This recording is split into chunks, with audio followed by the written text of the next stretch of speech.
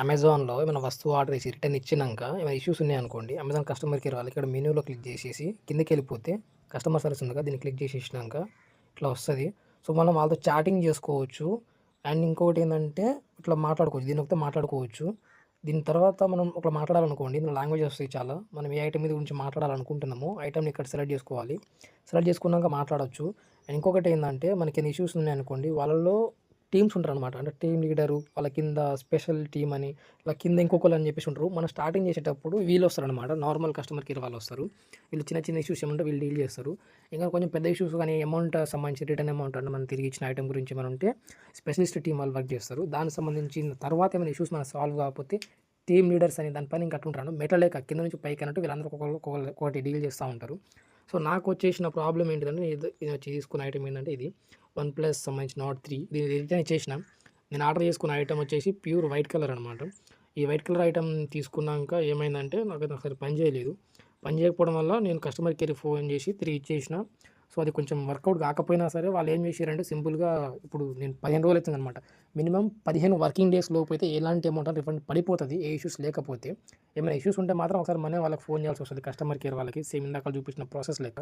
అలా చేసినాక కూడా వాళ్ళు మన ప్రాబ్లమ్ సాల్వ్ చేయకపోతే మాత్రం మనం వాళ్ళకి ఫస్ట్ నార్మల్ టీమ్ వాళ్ళు చెప్తారు కదా! వాళ్ళేదో కారణాలు చెప్తా ఉంటారు. ఒకవేళ కొన్నిసార్లు మనం ఇచ్చిన ఐటెమ్ కలర్ షేడ్ అయినా, లేకుంటే మనం వాడేటప్పుడు గీతలు పడ్డా సరే వాళ్ళు తిరిగి తీసుకోరు. సో, నాకొచ్చిన ఐటెమ్ యూజ్డ్ ఐటెమ్ వచ్చిందని చెప్పేసి తిరిగి ఇచ్చేసిన. దాని తర్వాత కస్టమర్ వాళ్ళకెళ్ళిపోయింది. 13 రోజుల తర్వాత రిఫండ్ రావాలని ఫోన్ చేస్తే, నేను తిరిగి ఇచ్చిన ఐటెమ్ రాంగ్ అని అంటున్నారు వాళ్ళు. అంటే వాళ్ళు ఇచ్చిన ఐటెమ్ రైటే. కానీ నేను ఇవ్వడం రాంగ్ అనేసరికి కస్టమర్ కేర్ వాళ్ళకి 10, 20 సార్లు ఫోన్ చేస్తే గానీ వాళ్ళు నాకు కరెక్ట్‌గా సొల్యూషన్ రాలేదనమాట. అయితే లాస్ట్‌కి ఏం చేసినా అంటే వాళ్ళ కస్టమర్ కేర్ వాళ్ళు ఉంటారు కదా! వాళ్ళ నుంచి వాళ్ళ స్పెషలిస్ట్ టీమ్ ఉంటారు. వాళ్ళ సెకండ్ స్టెప్ వాళ్ళు. వాళ్ళకి అడిగితే వాళ్ళేమో జస్ట్ ఇంగ్లీష్‌లోనో, హిందీలో మాట్లాడతారు. ఇంక మీకు డబ్బులు రావు. మేమేం చేయలేమని చెప్పేసి ఫోన్ కట్ చేస్తా ఉన్నారు. 10, 15 సార్లు ఫోన్ కట్ చేసినాక నేను లాస్ట్ టైమ్ ఒకటి ఏమన్నా అంటే, మీరు కాదు మీ పైన వాళ్ళు మీ సార్ వాళ్ళు ఉంటే వాళ్ళని కనెక్ట్ చేయండి అని చెప్పేసి అన్నా. మనకి ఇంగ్లీష్ సగం సగం వచ్చు. సో, ఏదో చెప్పేసిన వాళ్ళకి అట్లా అట్లా. అలా చెప్పినాక వాళ్ళ సార్ వాళ్ళు కనెక్ట్ చేసిర్రు. స్పెషల్ టీమ్ లీడర్ అనమాట. ఆయన మాట్లాడిండు నాతో. ఆయనకి ఇట్లా ప్రాబ్లమ్ అండి. మీరు కస్టమర్లు ఇట్లా చెప్తున్నారంటే నాతో ఎవరైతే ఇట్లా రాంగ్ ఇన్ఫర్మేషన్ ఇచ్చిర్రో అంటే మీకు డబ్బులు రావని చెప్పేసి అన్నారో వాళ్ళ మీద నేను కంప్లెయింట్ తీసుకుంటా అన్నారు. నేనే కంప్లెయింట్ తీసుకోమన్నా. సో, వాళ్ళు కంప్లెయింట్ తీసుకున్నారు.